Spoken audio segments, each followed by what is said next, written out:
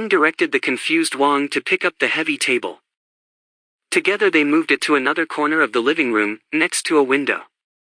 Then Ding scooped out the black ball, set it next to the pocket, and again picked up the white ball and set it down about 10 centimeters away. Think you can do it again? Of course. Go for it. Again, Wang easily made the shot. Ding waved his hands. Let's move it again.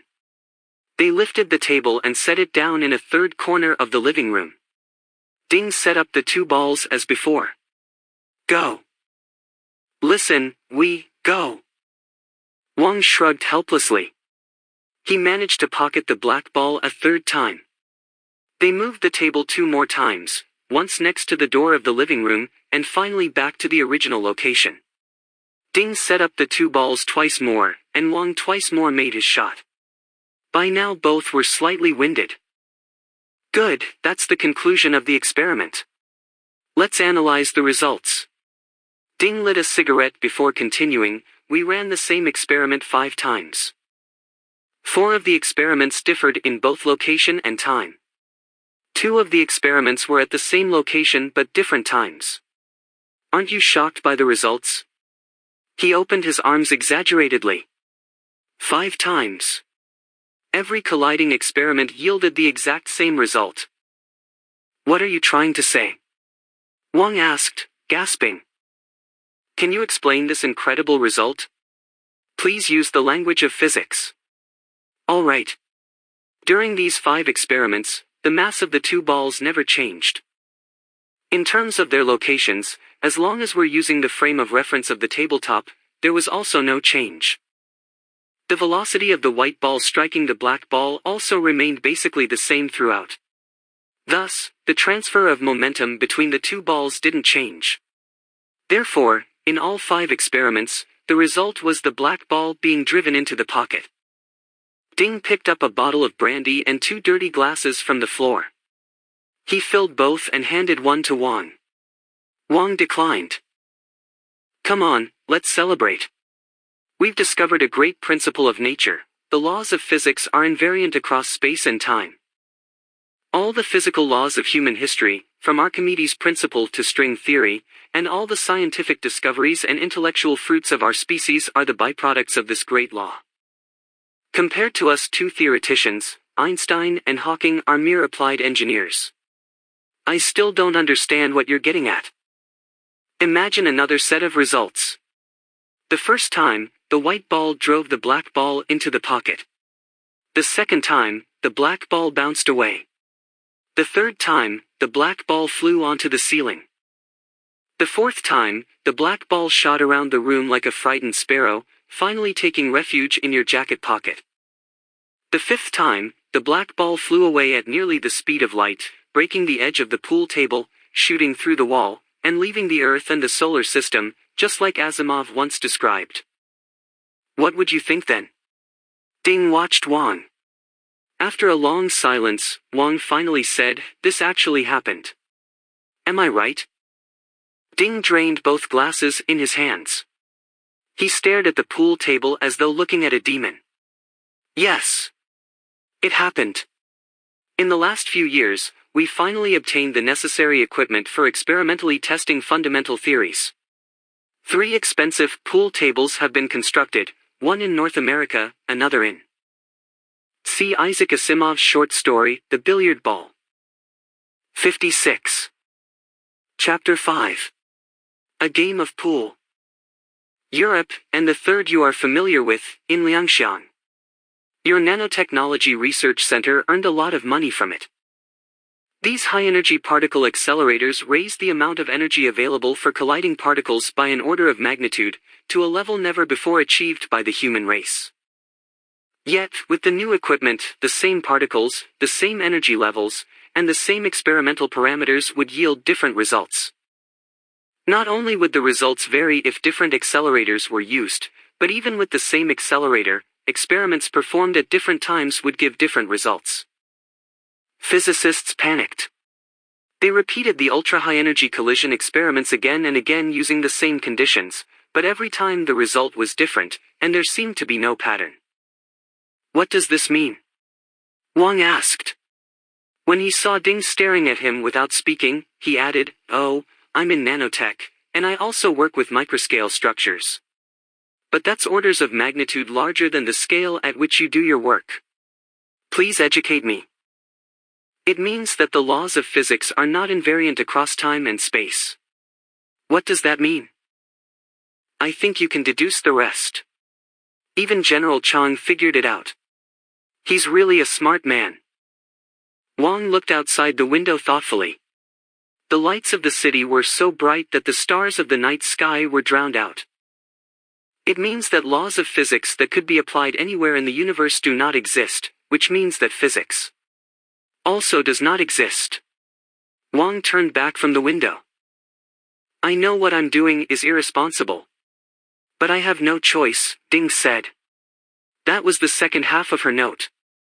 You just stumbled on the first half. Now can you understand her? At least a little. Wang picked up the white ball. He caressed it for a bit and put it back down. For someone exploring the forefront of theory, that would indeed be a catastrophe. To accomplish something in theoretical physics requires one to have almost religious faith. It's easy to be led to the abyss. As they said their farewells, Ding gave Wang an address. If you have the time, please visit Yang Dong's mother.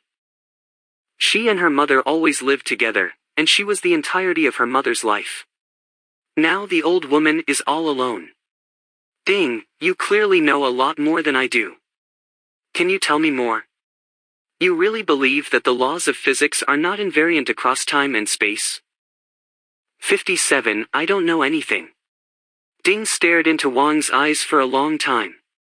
Finally, he said, but that is the question. Wang knew that he was only finishing what the British colonel had begun to say, to be, or not to be, that is the question. 58. Chapter 5. A Game of Pool. Chapter 6. The Shooter and the Farmer. The next day was the start of the weekend. Wang got up early and left on his bicycle.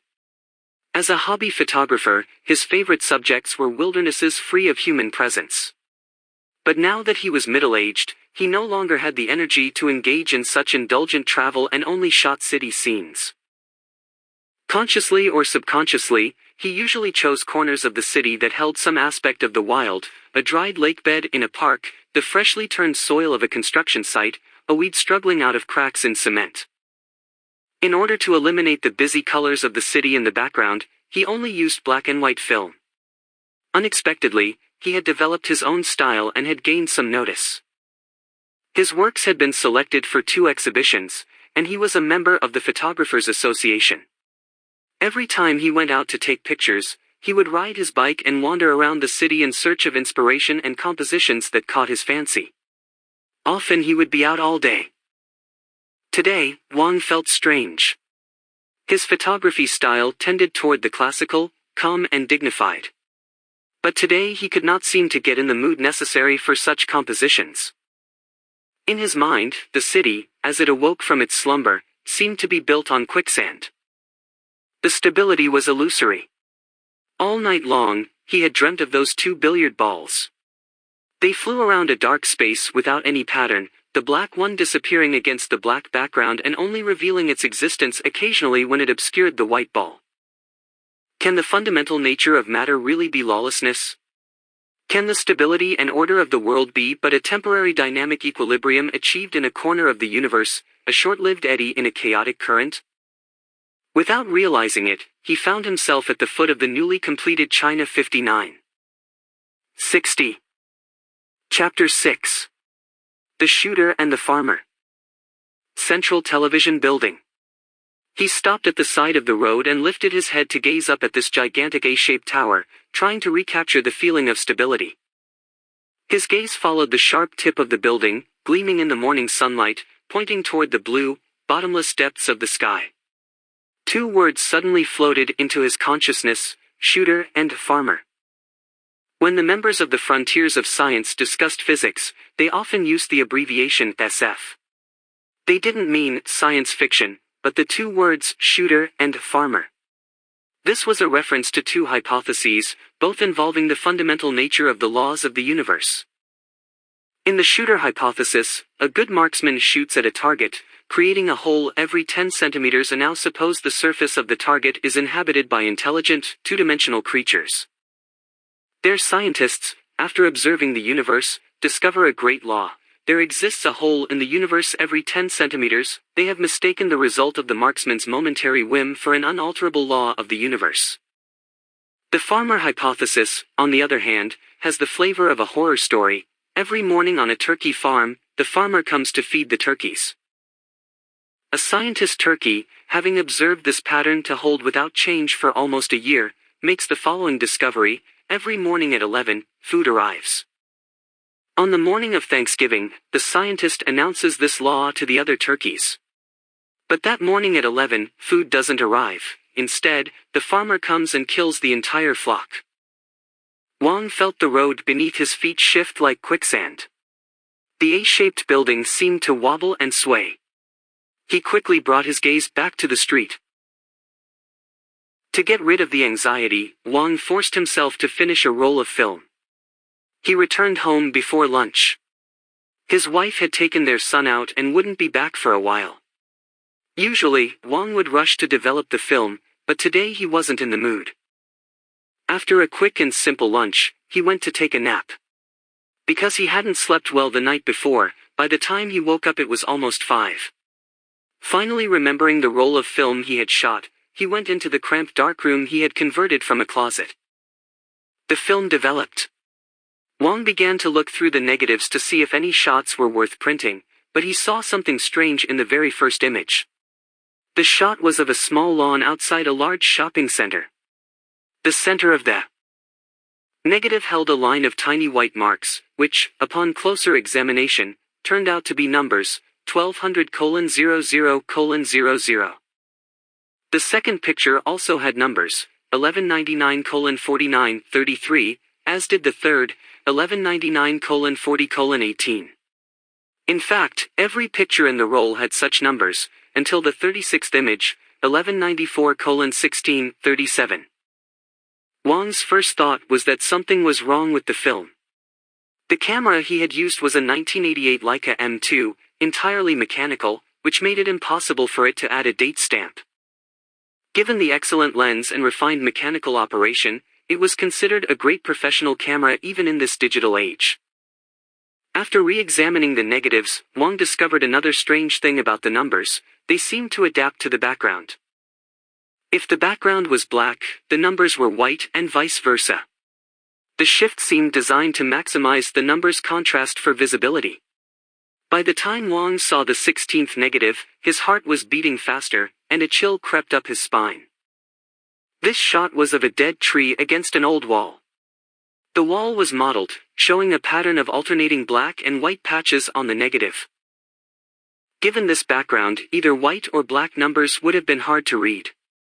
But in the picture, the numbers arranged themselves vertically to fit along the curve of the tree trunk, allowing the white numbers to show up against the dark coloring of the dead tree like a crawling snake.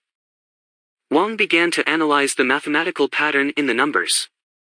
At first he thought it was some kind of assigned numbering, but the difference between the numbers wasn't constant.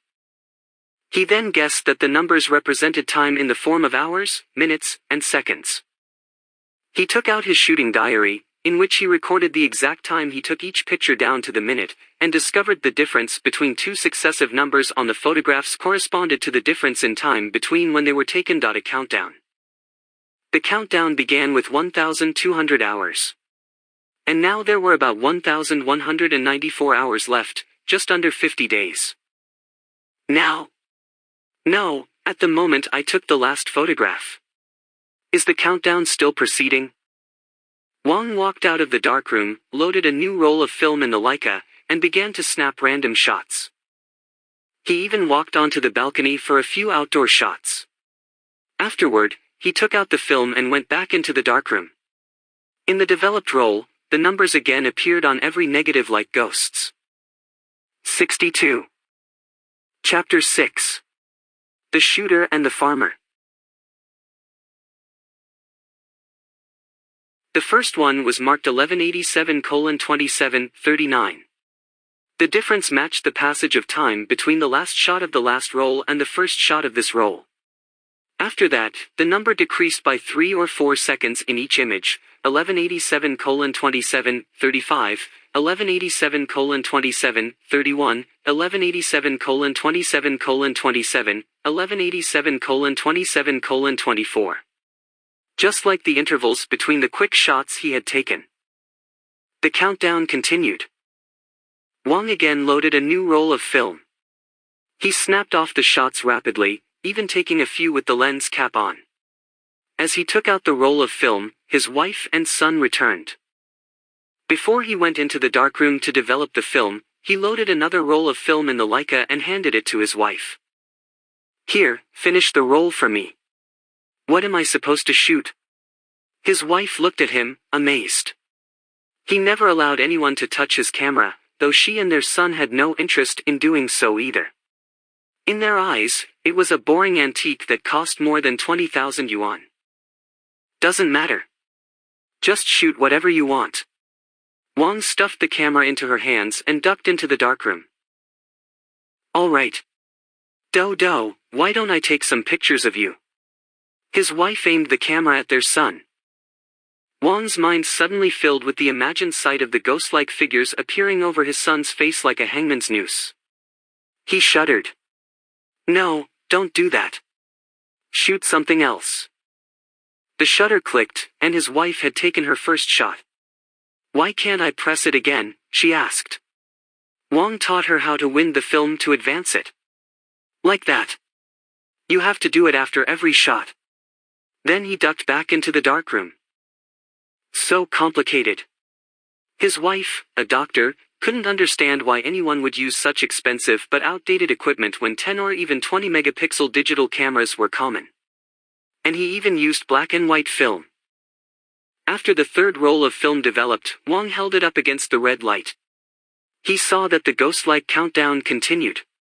The numbers showed up clearly on every randomly shot picture, including the few he had taken with the lens cap on, 1187:19:06, 1187:19:03, 1187:18:59, 1187:18:56. His wife knocked on the darkroom door and told him she was finished with the roll. Wang opened the door and took the camera from her. As he took out the roll, his hands trembled. Ignoring his wife's concerned look, he took the film back into the darkroom and shut the door. He worked fast and clumsily, spilling developer and fixer all over the ground. Soon the images were developed. He closed his eyes, silently praying, "Please don't appear. No matter what, please don't appear now. Don't make it my turn."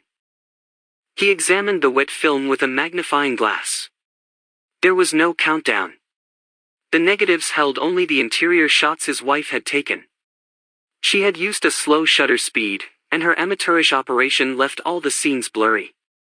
But Wang thought these were the most enjoyable pictures he had ever seen. Wang came out of the darkroom and let out a held breath. He was covered in sweat. His wife was in the kitchen cooking, and his son was playing in his room.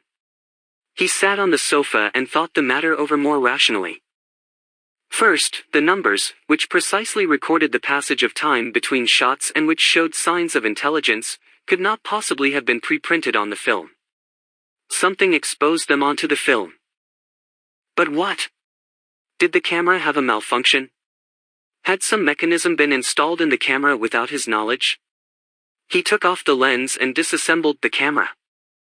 He examined the interior with a magnifying glass and checked every dustless component without discovering anything out of place. Then, considering that the numbers showed up even in the shots taken with the lens cap on, he realized the most likely light source was some kind of penetrating ray. But how was this technologically possible? Where was the source of the rays? How could they have been aimed? At least given current technology, such power would be supernatural. In order to see if the ghostly countdown had disappeared, Wang loaded another roll into the Leica, and again began to shoot randomly. When this roll was developed, Wang's short-lived calm was again shattered. He felt himself pushed to the precipice of madness. The countdown had returned. Based on the numbers, it had never stopped, just failed to display on the roll shot by his wife. 1186 34:13, 1186 34:02, 1186 33:46, 1186 33:35. Wang rushed out of the darkroom and continued through the door of the apartment. He knocked loudly on the door of his neighbor, retired Professor Zhang. "Professor Zhang, do you have a camera? Not a digital one, but one that takes film. A professional photographer like you wants to borrow my camera. What happened to your expensive one? I have only digital point-and-shoots. Are you okay? Your face looks so pale. Please, let me borrow it." Zhang returned with a common Kodak digital camera. "Here you go. You can just delete the few pictures already on there." 64. Chapter 6. The Shooter and the Farmer. "Thank you." Wang seized the camera and rushed back home. He actually had 3 more film cameras and a digital one, but Wang thought it better to borrow a camera from someone else. He looked at his own camera lying on the sofa and the few rolls of film, paused in thought, and decided to reload the Leica with new film. He handed the borrowed digital camera to his wife, who was setting out dinner. "Quick! Shoot another few pictures, like before." "What are you doing? Look at your face. What's happening? Don't worry about it. Shoot." She put down the dishes and came over to him, her eyes filled with both worry and fright. Wang stuffed the Kodak into the hands of his 6-year-old son, who was about to start eating dinner. "Dodo, come help Daddy. Push this button. Right, like that. That's one shot. Push it again. That's another shot. Keep on shooting like that. You can take pictures of anything you want." The boy learned quickly. He was very interested and made rapid shots. Wang turned around and picked up the Leica from the couch, and began to shoot as well. The father and son kept on pressing the shutters as though they were mad. His wife, not knowing what to do as the flashes went off around her, began to cry. "Wang Miao, I know that you've been under a lot of pressure lately, but please, I hope you haven't." Wang finished the roll in the Leica and grabbed the digital from his son. He thought for a moment, and then, in order to avoid his wife, went into the bedroom and took a few more shots with the digital. He used the optical finder instead of the LCD because he was afraid to see the results, though he was going to have to face them soon enough. Wang took out the film from the Leica and went back into the darkroom. He shut the door and worked. After the film was developed, he examined the images carefully. Because his hands were shaking, he had to hold the magnifying glass with both hands. On the negatives, the countdown continued. Wang rushed out of the darkroom and began to look through the digital images on the Kodak. On the LCD, he saw that the pictures his son had taken did not have the numbers, but in the pictures that he took, the countdown showed clearly and was synchronized with the numbers on the film. By using different cameras, Wang was trying to eliminate problems with the camera or the film as possible explanations. But by allowing his son and his wife to take some pictures, he discovered an even stranger result: the countdown only appeared on the pictures he took. Desperate, Wang picked up the pile of film rolls, like a tangled nest of snakes, like a bunch of ropes tied into an impossible knot. He knew that he could not solve the mystery on his own. Who could he turn to? His old classmates from college and his colleagues at the research center were hopeless. Like him, they were all people with technical minds. Intuitively, he knew that this went beyond a technical problem. He thought of Ding Yi, but that man was now in a spiritual crisis of his own. Finally, he thought of the frontiers of science. These were deep thinkers who remained open-minded. So he dialed Shen Yufei's number. "Dr. Shen, I have a problem. I must see you." "Come over," Shen said, and hung up. Wang was surprised. Shen was a woman of few words. Some in the frontiers of science jokingly called her the female Hemingway. But the fact that she didn't even ask him what was wrong made Wang uncertain whether he should be comforted or even more anxious.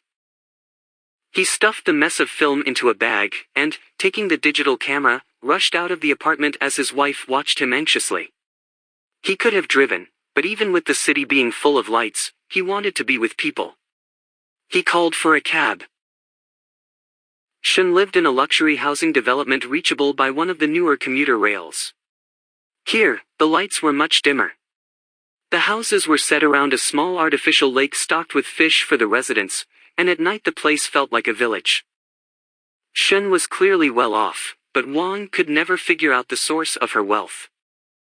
Neither her old research position nor her current job with a private company could earn that much income. But her house didn't show signs of luxury on the inside. It was used as a gathering place for the frontiers of science, and Wang always thought it resembled a small library with a meeting room. In the living room, Wang saw Wei Cheng, Shen's husband. Wei was about 40 years old and had the look of a staid, honest intellectual. Wang knew little about him other than his name. Shen hadn't said much when she introduced him. He didn't seem to have a job, since he stayed home all day. He never showed any interest in the frontiers of science discussions, but seemed used to the sight of so many scholars coming to their house. 66. Chapter 6. The Shooter and the Farmer. But he wasn't idle. He appeared to be conducting some kind of research at home, always deep in thought. Whenever he met any visitor, he would greet them absent-mindedly and then return to his room upstairs. Most of his day was spent there. One time, Wang glanced into his room through the half-open door and saw an astonishing sight, a powerful HP workstation. He was sure of what he saw because the workstation was the same model as the one he used at the research center, slate-gray chassis, model RX8620, 4 years old. It seemed very strange to own a machine costing more than 1,000,000 yuan just for personal use. What was Wei Cheng doing with it all day? Yu Fei is a bit busy right now. Why don't you wait a while? Wei Cheng walked upstairs. Wang tried to wait, but he found that he couldn't be still, so he followed Wei Cheng. Wei was about to enter his room with the workstation when he saw Wang behind him, but he didn't seem annoyed. He pointed to the room across from his. She's in there. Wang knocked on the door. It wasn't locked, and it opened a crack. Shen was seated in front of a computer, playing a game. He was surprised to see that she wore a V-suit. The V-suit was a very popular piece of equipment among gamers, made up of a panoramic viewing helmet and a haptic feedback suit. The suit allowed the player to experience the sensations of the game, being struck by a fist, being stabbed by a knife, being burned by flames, and so on. It was also capable of generating feelings of extreme heat and cold, even simulating the sensation of being exposed in a snowstorm. Wang walked behind her. As the game was displayed only on the inside of the panoramic viewing helmet, there were no colorful images on the computer monitor. Wang suddenly remembered Shi Chang's comment about memorizing web and email addresses. He glanced at the monitor. The game site's URL caught his attention. Shen took off the helmet and stripped off the haptic feedback suit. She put on her glasses, which appeared extra large against her thin face. Without any expression, she nodded at Wang and said nothing. Wang took out the mess of film rolls and began to explain his strange experience. Shen paid full attention to his story, picking up the rolls of film and only casually looking at them. This surprised Wang, but further confirmed for him that Shen wasn't completely ignorant about what he was going through. He almost stopped speaking, but Shen kept on nodding at him, indicating that he should continue. When he finished, Shen spoke for the first time. How's the nanomaterial project you're leading proceeding? This non sequitur disoriented Wang. The nanomaterial project? What does that have to do with this? He pointed at the rolls of film. Shen didn't answer, but continued to stare at him, waiting for him to answer her question. This was always her style, never wasting a single word. Stop your research, she said. What? Wang wasn't sure he heard right. What are you talking about? Shen remained silent. Stop? That's a key national project. Shen still said nothing, only looking at him calmly. You have to give me a reason. Just stop. Try it. What do you know? Tell me. I've told you all I can. I can't stop the project. It's impossible. Just stop. Try it. That was the end of the conversation about the countdown. After that, no matter how hard Wang tried, Shen only repeated, just stop. Try it. I understand now, Wang said. The frontiers of science isn't just a discussion group about fundamental theory, like you claimed. Its connection to reality is far more complicated than I had imagined. No. It's the opposite. Your impression is due to the fact that the frontiers of science concerns matters far more fundamental than you imagine. Desperate, Wang got up to leave without saying goodbye. Mutely, Shen accompanied him to the door and watched as he got into the taxi. Just then, another car drove up and braked to a hard stop in front of the door. A man got out. By the faint light leaking from the house, Wang recognized him immediately. The man was Pan Han, one of the most prominent members of the frontiers of science. A biologist, he had successfully predicted the birth defects associated with long-term consumption of genetically modified foods. He had also predicted the ecological disasters that would come with cultivation of genetically modified crops. Unlike the prophets of doom who regularly warned of catastrophes without any particulars, Pan made predictions that always gave many specific details that later turned out to be correct. His accuracy was such that there were rumors that 68. Chapter 6. The Shooter and the Farmer. He came from the future. The other cause for his fame was that he had created China's first experimental community. Unlike the return to nature utopian groups in the West, his pastoral China wasn't located in the wilderness, but in the midst of one of its largest cities.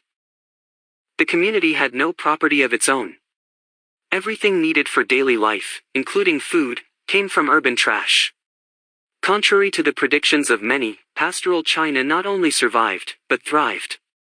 Currently, it had more than 3,000 permanent members, and countless others had joined for short stints to experience the lifestyle. Based on these two successes, Pan's opinions on social issues had grown more and more influential. He believed that technological progress was a disease in human society. The explosive development of technology was analogous to the growth of cancer cells, and the results would be identical: the exhaustion of all sources of nourishment, the destruction of organs, and the final death of the host body. He advocated abolishing crude technologies such as fossil fuels and nuclear energy and keeping gentler technologies such as solar power and small-scale hydroelectric power. He believed in the gradual deurbanization of modern metropolises by distributing the population more evenly in self-sufficient small towns and villages. Relying on the gentler technologies, he would build a new agricultural society. Is he in? Pan asked Shen, pointing to the house.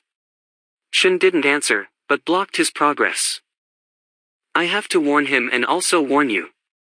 Do not force our hand. Pan's voice was cold. Shen called to the taxi driver, you can go now.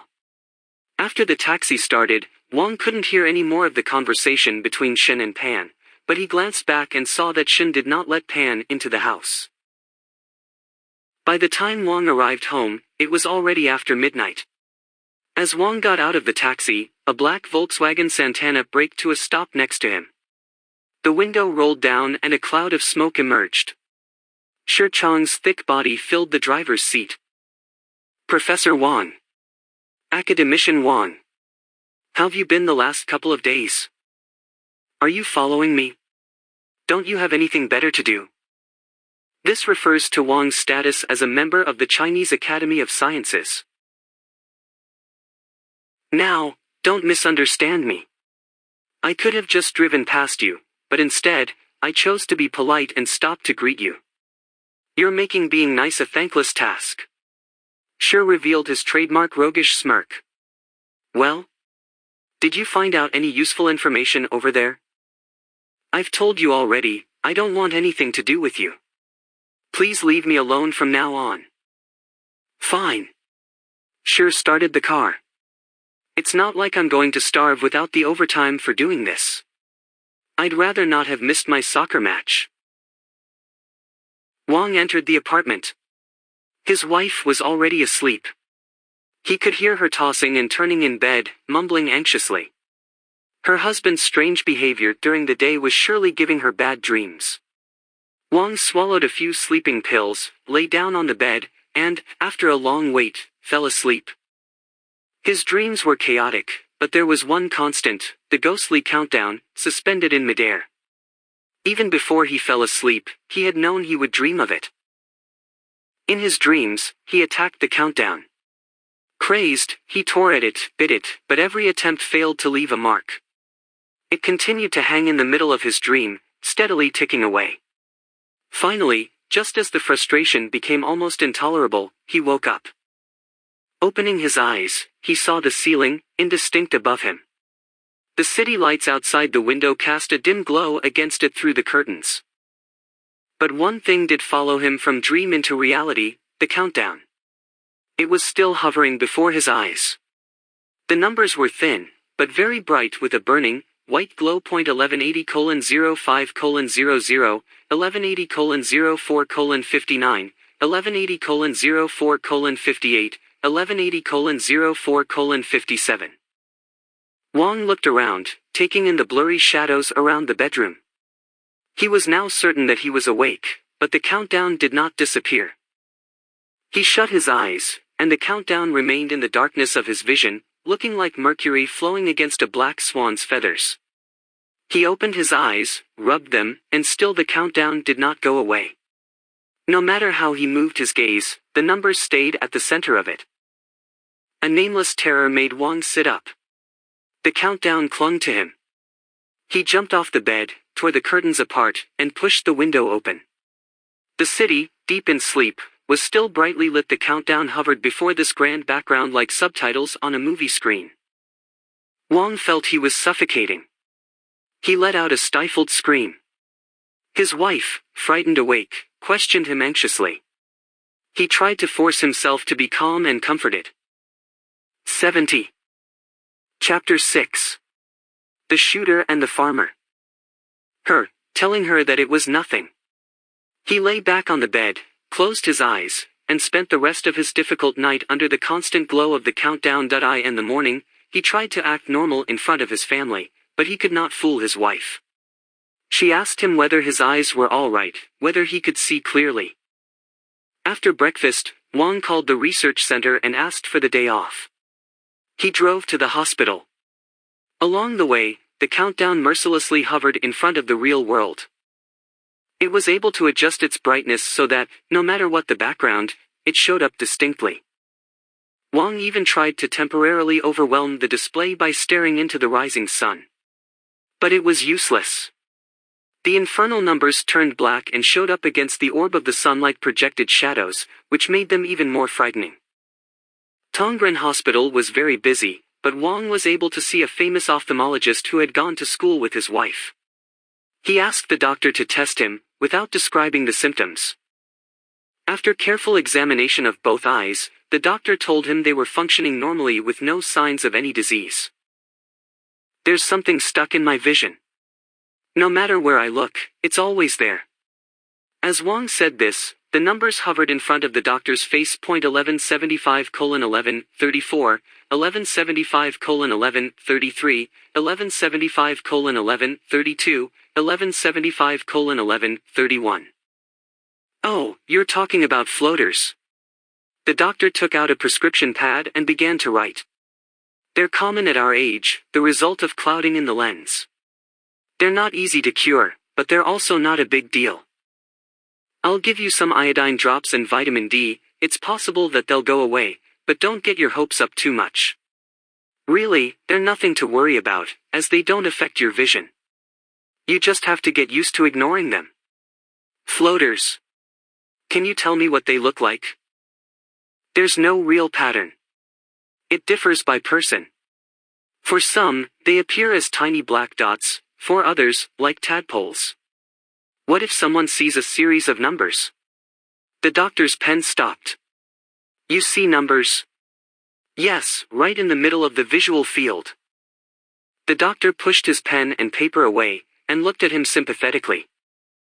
As soon as you came in, I could tell you'd been working too much. At the last class reunion, Li Yao told me you were under a lot of pressure at work. We have to be careful at our age. Our health is no longer what it used to be. You are saying this is due to psychological factors? The doctor nodded. If it was anyone else, I'd suggest you go see a psychiatrist. But it's nothing serious, just exhaustion. Why don't you rest for a few days? Take a vacation. Go be with Yao and your kid, what's his name? Do, right? No worries. They'll go away soon. 1175:10:02, 1175:10:01, 1175:10:00, 1175:09:59. Let me tell you what I see. It's a countdown. 1 second after another, it keeps on ticking precisely. Are you saying this is all in my head? The doctor gave him a tolerant smile. You know how much the mind can affect vision. Last month we had a patient, a girl, maybe 15, 16. She was in class when she suddenly lost the ability to see, went completely blind. But all the tests showed that there was nothing wrong with her eyes physiologically. Finally, someone from the Department of Psychiatry treated her with psychotherapy for a month. All of a sudden, her vision returned. Wang knew that he was wasting his time here. He got up. All right, let's not talk about my eyes anymore. I have one last question. Do you know of any physical phenomenon that can operate from a distance and make people see visions? The doctor gave this some thought. Yes, I do. A while ago I was part of the medical team for the Shenzhou 19 spacecraft. Some takonauts engaged in extravehicular activities reported seeing flashes that didn't exist. The astronauts on the International Space Station reported similar experiences. It was because during periods of intense solar activity, high-energy particles struck against the retina, causing them to see flashes. But you're talking about numbers, a countdown, even. Solar activity can't possibly cause that. Wang walked out of the hospital in a daze. The countdown continued to hover in his eyes, and he seemed to be following the numbers, following a ghost that would not leave him. He bought a pair of sunglasses and put them on so that others would not see his eyes wandering around as though he were sleepwalking. Before entering the main lab at the Nanotechnology Research Center, Wang took off his sunglasses. Even so, his colleagues noticed his apparent mental state and gave him concerned looks. Wang saw that the main reaction chamber in the middle of the lab was still in operation. The main compartment of the gigantic apparatus was a sphere with many pipes connected to it. They had made small quantities of a new, ultra-strong nanomaterial that they'd given the code name Flying Blade. But the samples so far were all made with molecular construction techniques, that is, using a nanoscale molecular probe too. 72. Chapter 6. The Shooter and the Farmer. Stack the molecules one by one, like laying out bricks for a wall. This method was very resource-intensive, and the results might as well have been the world's most precious jewels. It was impractical to produce large quantities this way. At the moment, the lab was attempting to develop a catalytic reaction as a substitute for molecular construction so that large numbers of molecules would stack themselves into the right arrangement. The main reaction chamber could rapidly run through a large number of reactions using different molecular combinations. There were so many combinations that normal manual testing methods would have taken more than 100 years. In addition, the apparatus augmented actual reactions with mathematical simulations. When the reaction reached a certain stage, the computer would build a mathematical model of it based on intermediate products and finish the remainder of the reaction via simulation. This greatly boosted the experimental efficiency. When the lab director saw Wang, he hurried over and began to report a series of malfunctions with the main reaction chamber, a recent ritual whenever Wang arrived at work. By now the main reaction chamber had been in continuous operation for more than a year, and many sensors had lost sensitivity, resulting in measurement errors that required shutting down the apparatus for maintenance. But as the lead scientist on the project, Wang insisted that the machine would not be shut down until the third set of molecular combinations was finished. The technicians had no choice but to jury-rig more and more kludges onto the main reaction chamber to compensate. And now those kludges required their own kludges, a state of affairs that exhausted the project staff. But the lab director carefully avoided the topic of shutting down the machine and temporarily halting the experiment, as he knew that such discussions tended to enrage Wang Miao. He just laid out the difficulties before Wang, though his unspoken desire was clear. Engineers rushed around the main reaction chamber like doctors around a critical patient, trying to keep it going for a little longer. In front of the whole scene, the countdown appeared. 1174:21:11, 1174:21:10, 1174:21:09, 1174:21:08. Just stop. Try it. Shen's words came to Wang. How long would it take to completely overhaul the sensors? Wang asked. 4 or 5 days.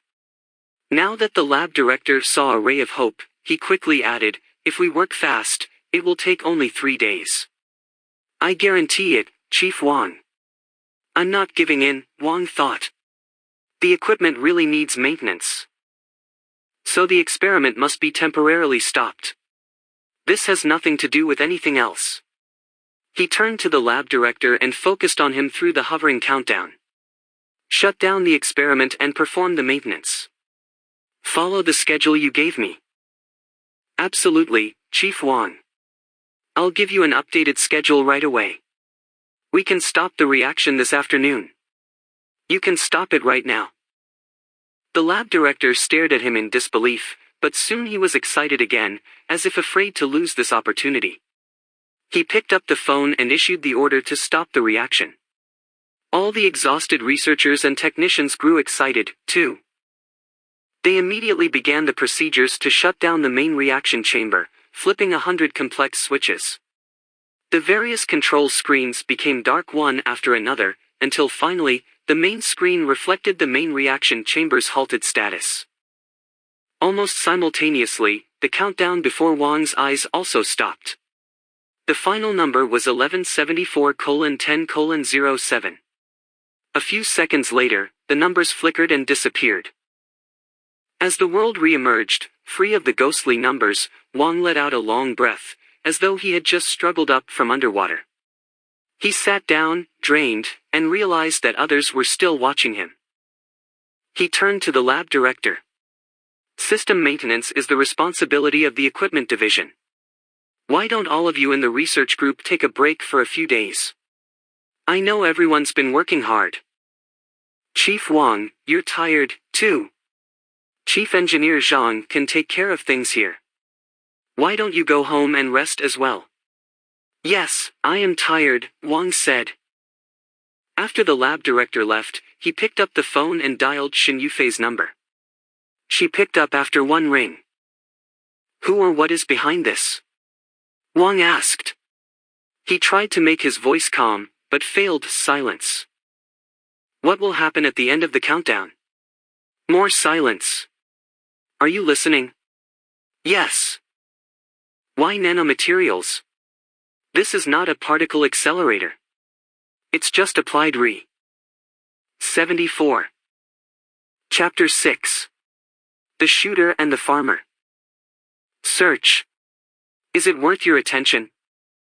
Whether something is worth the attention is not for us to decide. That's enough. Wang shouted into the phone. The terror and desperation of the last few days suddenly turned into uncontrollable rage. Do you think these cheap tricks can fool me? Can stop technological progress? I admit that I can't, for now, explain how you're doing it. But that's only because I haven't been able to peek behind the curtain of your shameful illusionist. You're saying you want to see the countdown on an even greater scale? Shen's question stunned Wang for a moment. He forced himself to be calm so he wouldn't fall into a trap. Put away your set of tricks. So what if you show it at a bigger scale? It's still only an illusion. You can project a hologram into the sky, like what NATO did during the last war. With a powerful enough laser you can project an image onto the surface of the moon. The shooter and the farmer should be able to manipulate matters at a scale that humans cannot. For example, can you make the countdown appear on the surface of the sun? Wang's mouth hung open. He had shocked himself with his own words. Unconsciously, he had named the two hypotheses that he ought to have avoided. He felt on the verge of falling into the same mental trap that had claimed the other victims. Trying to seize the initiative, he continued, I can't anticipate all your tricks, but even with the sun, perhaps your despicable illusionist can still somehow make the deception seem real. To give a demonstration that will really be convincing, you have to display it at an even larger scale. The question is whether you can take it, Shen said. We're friends. I want to help you avoid Yang Dong's fate. The mention of Yang's name made Wang shudder. But another surge of anger made him reckless. Will you take up my challenge? Of course. What are you going to do? Do you have a computer connected to the internet? Okay, enter the following web address. You got it open? Now, print it out and keep it with you. Wang saw that the page was nothing more than a Morse code chart. I don't understand. This. During the next 2 days, please find a place where you can observe the cosmic microwave background. For specifics, please check the email I'll send you. What are you going to do? I know that your nanomaterial project has been stopped. Do you plan on restarting it? Of course. 3 days from now. Then the countdown will continue. At what scale will I see it? A long silence followed. This woman, who was acting as the spokesperson for some force beyond human understanding, blocked every exit Wang had. 3 days from now, that's the 14th, between 1 and 5 in the morning, the entire universe will flicker for you. 76. Chapter 6. The Shooter and the Farmer. Chapter 7. Three-Body, King Wen of Zhou and the Long Night. Wang dialed Ding Yi's number. Only when Ding picked up did he realize that it was already 1 in the morning. This is Wang Miao. I'm sorry to be calling so late. No problem. I can't sleep anyway. I have seen something, and I'd like your help. Do you know if there are any facilities in China that are observing the cosmic microwave background? Wang had the urge to talk to someone about what was going on, but he thought it best to not let too many people know about the countdown that only he could see. The cosmic microwave background? What made you interested in that? I guess you really have run into some problems. Have you been to see Yang Dong's mother yet? Ah, I'm sorry. I forgot. No worries. Right now, many scientists have seen something, like you.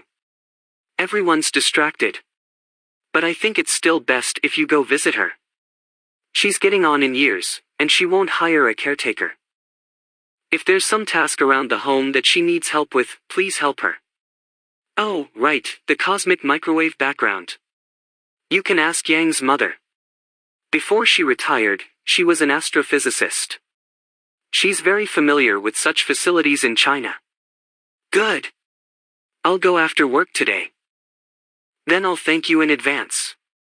I really can't face anything that reminds me of Yang Dong again. 78. Chapter 7. Three-Body Eye. After hanging up, Wang sat in front of his computer and printed out the simple Morse code chart. By now he was calm enough to turn his thoughts away from the countdown. He pondered the frontiers of science, Shen Yufei, and the computer game she had been playing. The only thing he knew for certain about Shen was that she wasn't the type to enjoy computer games. She spoke like a telegraph and gave him the impression that she was always extremely cold. It wasn't the kind of coldness that some people put on like a mask, hers suffused her all the way through. Wang subconsciously thought of her as the long obsolete DOS operating system, a blank, black screen, a bare, C, prompt, a blinking cursor. Whatever you entered, it echoed back. Not one extra letter and not a single change. But now he knew that behind the C was a bottomless abyss. She's actually interested in a game. A game that requires a V-suit? She has no kids, which means she bought the V-suit for herself. The very idea is preposterous. Wang entered the address for the game into the browser. It had been easy to memorize. The site indicated that the game only supported access via V-suit. Wang remembered that the employee lounge at the Nanotechnology Research Center had a V-suit. He left the now empty main lab and went to the security office to get the key. In the lounge, he passed the pool tables and the exercise machines and found the V-suit next to a computer. He struggled into the haptic feedback suit, put on the panoramic viewing helmet, and turned on the computer. After entering the game, Wang found himself in the middle of a desolate plain at dawn. The plain was dun-colored, blurry, its details hard to make out. In the distance, there was a sliver of white light on the horizon. Twinkling stars covered the rest of the sky. There was a loud explosion, and two red glowing mountains crashed against the earth in the distance.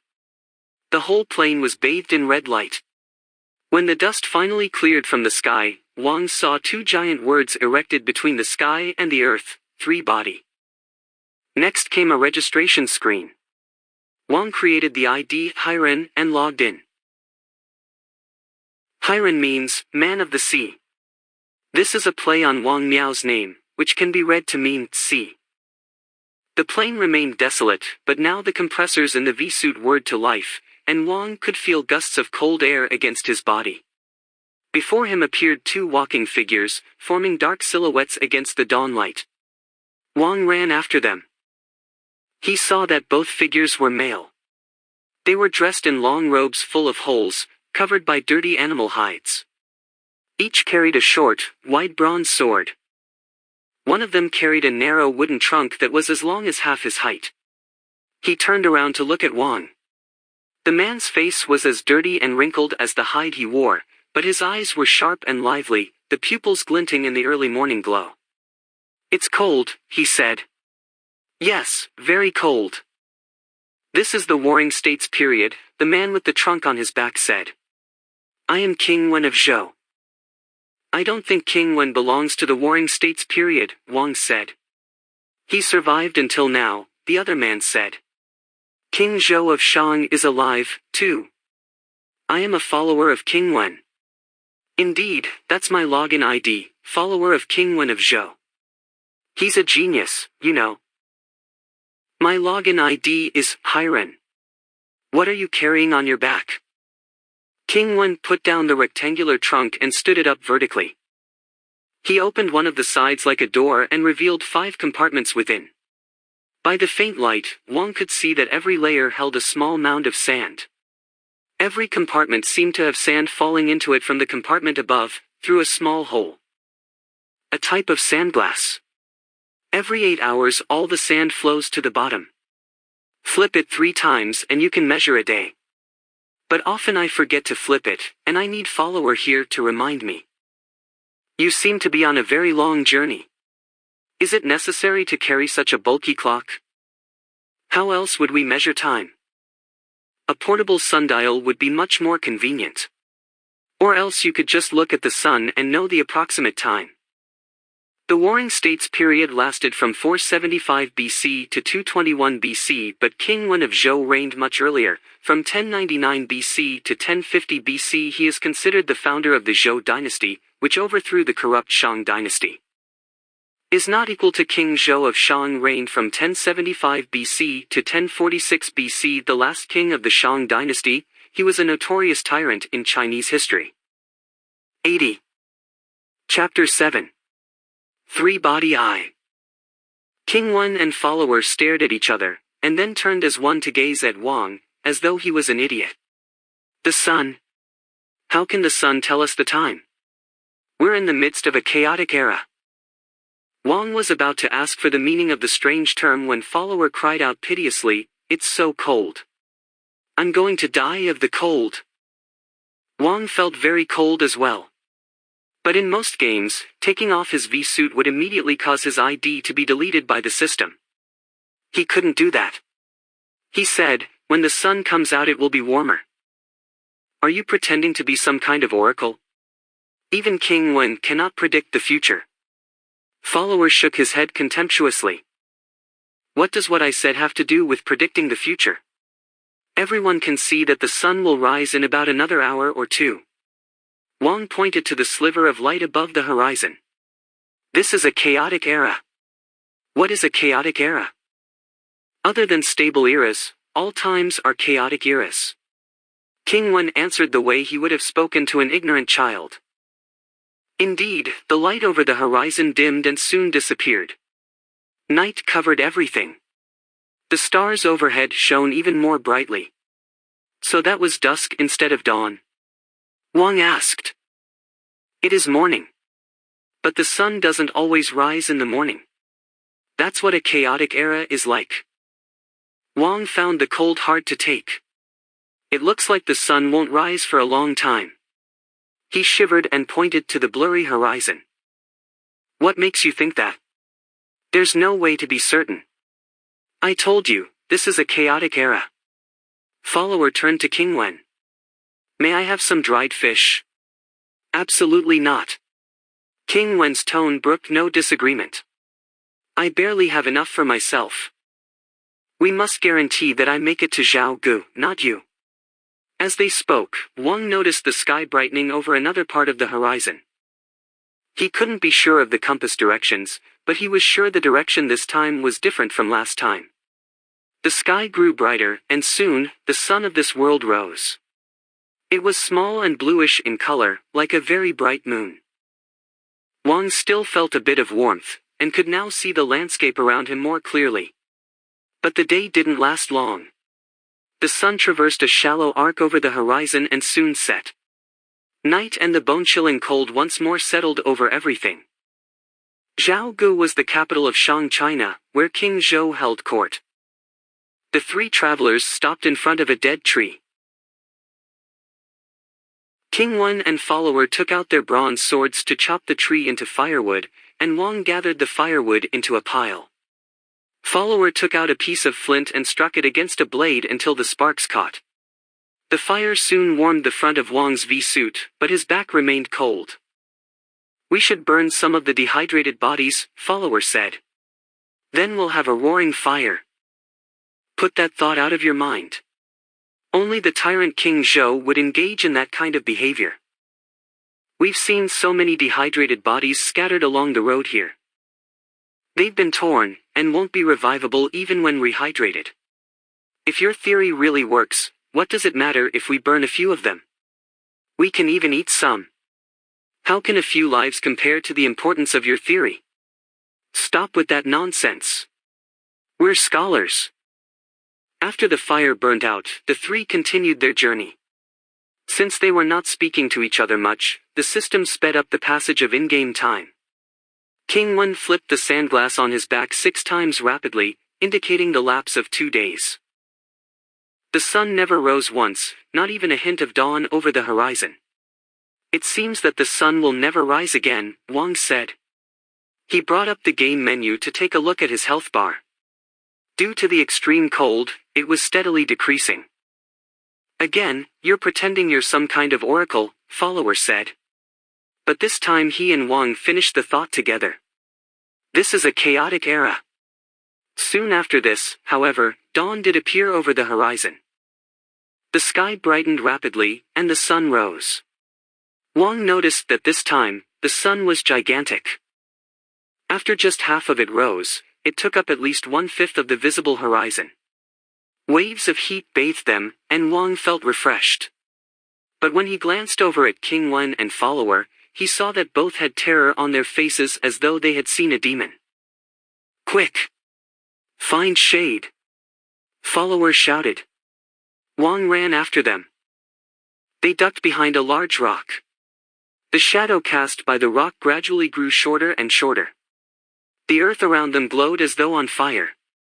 The permafrost beneath them soon melted, the steel-like hard surface turning into a sea of mud, roiled by waves of heat. Wang sweated profusely. When the sun was directly overhead, the three covered their heads with the animal hides, but the bright light still shot through the holes and gaps like arrows. 82. Chapter 7. Three-Body Eye. The three shifted around the rock until they were able to hide inside the new shadow that had just appeared on the other side. After the sun set, the air remained hot and damp. The three sweat-drenched travelers sat on the rock. Follower spoke with dismay. Traveling during a chaotic era is like walking through hell. I can't stand it anymore. Also, I haven't had anything to eat because you won't give me any dried fish and you won't let me eat the dehydrated bodies. What? The only choice is to dehydrate you, King Wen said, fanning himself with a piece of hide. You won't abandon me afterwards, will you? Of course not. I promise to bring you to Zhao Ge. Follower stripped off his sweat-soaked robe and lay down nude on the muddy earth. In the last glow from the sun, already below the horizon, Wang saw water oozing out of Follower's body. He knew that it was no longer sweat. All the water in his body was being discharged and squeezed out. The water coalesced into a few small rivulets in the mud. His body turned soft and lost its shape like a melting candle. 10 minutes later, all the water had been eliminated from his body. Follower was now a man-shaped piece of leather stretched out on the ground. His facial features had flattened and become indistinct. Is he dead? Wang asked. He remembered seeing such man-shaped pieces of hide scattered along the road. Some were torn and incomplete. He supposed they were the dehydrated bodies Follower spoke of earlier as potential kindling. No, King Wen answered. He picked up Follower's skin, brushed the mud and dust off, laid him out on the rock, and rolled him up like a balloon with its air let out. He'll recover soon enough, when we soak him in water. It's just like soaking dried mushrooms. Even his bones have turned soft. Yes. His skeleton has turned into dried fibers. This makes him easy to carry. In this world, can everyone be dehydrated and rehydrated? Of course. You can, too. Otherwise we could not survive the chaotic eras. King Wen handed the rolled-up Follower to Wang. Carry him. If you abandon him on the road, he'll be burned or eaten. Wang accepted the skin, a light roll. He held it under his arm, and it didn't feel too strange. With Wang carrying the dehydrated Follower and King Wen carrying the sand. Glass, the two continued their arduous journey. Like the previous few days, the progress of the sun in this world followed no pattern. After a long, frigid night lasting several days' worth of time, a brief but scorching day might follow, and vice versa. The two relied on each other for survival. They lit fires to hold off the cold, and ducked into lakes to avoid the heat. At least the game sped up the progress of time. A month in game time might pass in half an hour. This made the journey through the chaotic era at least tolerable for Wang. One day, after a long night that lasted almost a week, King Wen suddenly shouted joyously as he pointed to the night sky. Flying stars! 2 flying stars! Actually, Wang had already noticed the strange celestial bodies. They were bigger than stars, and showed up as disks about the size of ping-pong balls. They moved through the sky at a pace quick enough for the naked eye to detect the motion. But it was the first time 2 of them had appeared together. King Wen explained, when 2 flying stars appear, it means a stable era is about to begin. We've seen flying stars before. Yes, but only 1 at a time. Is 2 the most we'll see at once? No. Sometimes 3 will appear, but no more than that. If 3 flying stars appear, does that herald an even better era? King Wen gave Wang a frightened look. What are you talking about? 3 flying stars. Pray that such a thing never happens. King Wen turned out to be right. The yearn for stable era soon began. Sunrise and sunset began to follow a pattern. A day-night cycle began to stabilize around 18 hours. The orderly alternation of day and night made the weather warm and mild. How long does a stable era last? Wang asked.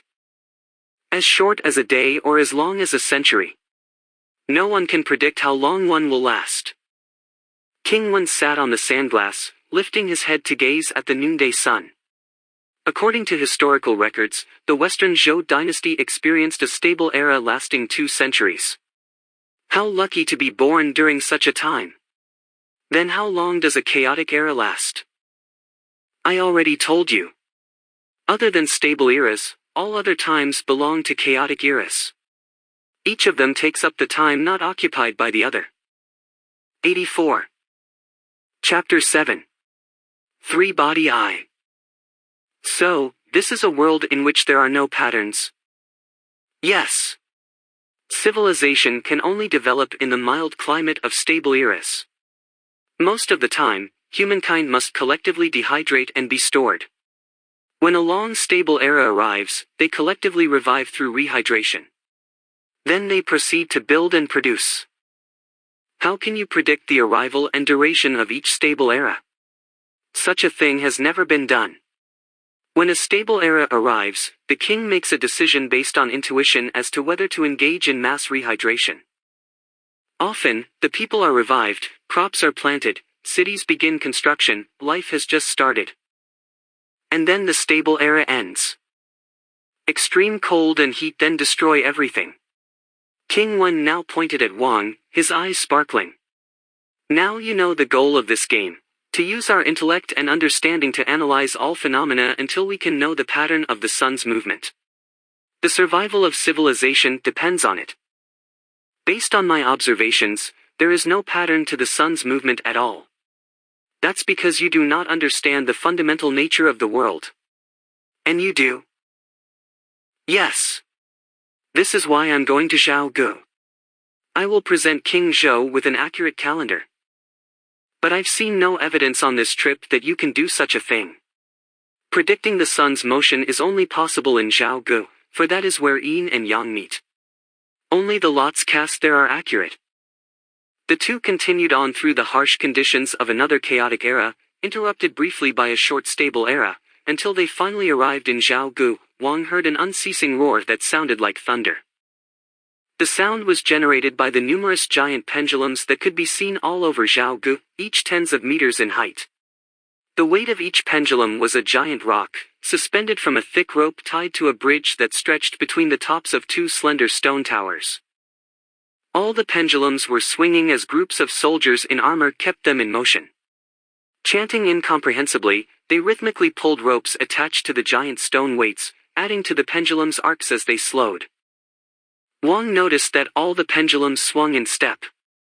From far away, the sight was awe-inducing. It was as though numerous giant clocks had been erected over the earth, or colossal, abstract symbols had fallen from the sky. The giant pendulums surrounded an even more enormous pyramid, standing like a tall mountain in the dark night.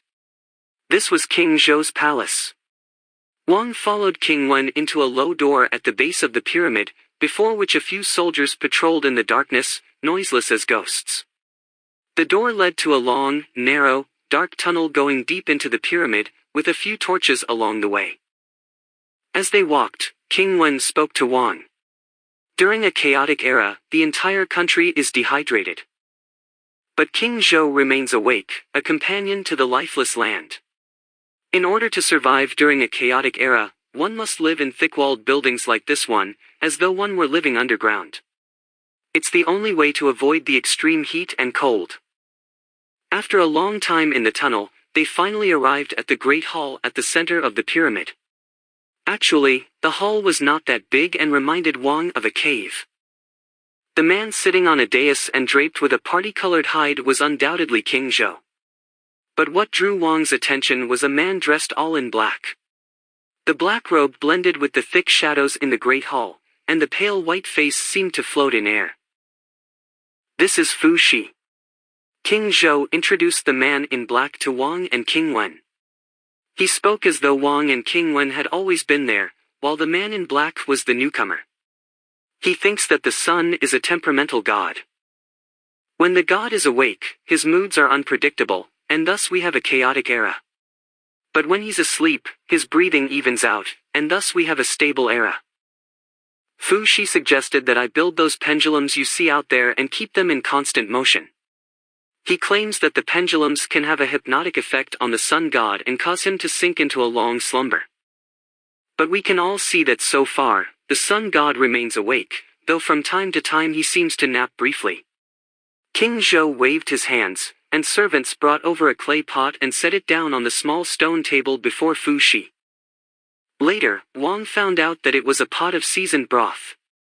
Fu Shi sighed, lifted the pot, and drank in great gulps, the sound of his swallows echoing like the beating of a giant heart in the darkness. After he was halfway done with the contents, he poured the rest over his body. Then he threw down the pot and walked toward a large bronze cauldron suspended over a fire in the corner of the great hall. He climbed onto the edge of the cauldron and jumped in, stirring up a cloud of vapor. "Ji Chang, sit down," King Zhou said. "We'll eat in just a little while." He pointed to the cauldron. Fu Shi is the first of the three sovereigns, a Chinese mythological figure. He was one of the progenitors of the human race along with the goddess Nuwa, is not equal to Ji Chang is King Wen's given name. 86. Chapter 7. Three-Body Eye. "Foolish witchcraft," King Wen said, glancing contemptuously at the cauldron. "What have you learned about the sun?" King Zhou asked. Firelight flickered in his eyes. "The sun is not a god. The sun is yang, and the night is yin. The world proceeds on the balance between yin and yang. Though we cannot control the process, we can predict it." King Wen took out his bronze sword and drew a yin-yang symbol on the floor, dimly lit by the fire. Then, he carved the 64 hexagrams of the I Ching around the symbol, the whole composition resembling a calendar wheel. "My king, this is the code of the universe. With it, I can present your dynasty with an accurate calendar. Ji Chang, I need to know when the next long stable era will come. I will forecast it for you right now," King Wen said. He sat down in the middle of the yin-yang symbol, his legs curled under him. He raised his head to look up at the ceiling of the great hall, his gaze seeming to penetrate the thick stones of the pyramid, until it reached the stars. The fingers of his two hands began a series of rapid, complex movements, like components of a calculating machine. In the silence, only the soup in the cauldron in the corner made any noise, boiling and bubbling as though the shaman being cooked within was dream-talking in his sleep. King Wen stood up in the middle of the yin-yang symbol. With his face still lifted to the ceiling, he said, "Next will be a chaotic era lasting 41 days. Then comes a 5-day stable era. Thereafter, there will be a 23-day chaotic era followed by an 18-day stable era. Then we'll have an 8-day chaotic era. But when this chaotic era is over, my king, the long stable era you've been waiting for will begin. That stable era will last 3 years and 9 months. The climate will be so mild that it will be a golden age. We have to verify your initial predictions first," King Zhou said, his face expressionless. Wang heard a loud rumbling from above. A stone slab in the ceiling of the great hall slid open, revealing a square opening.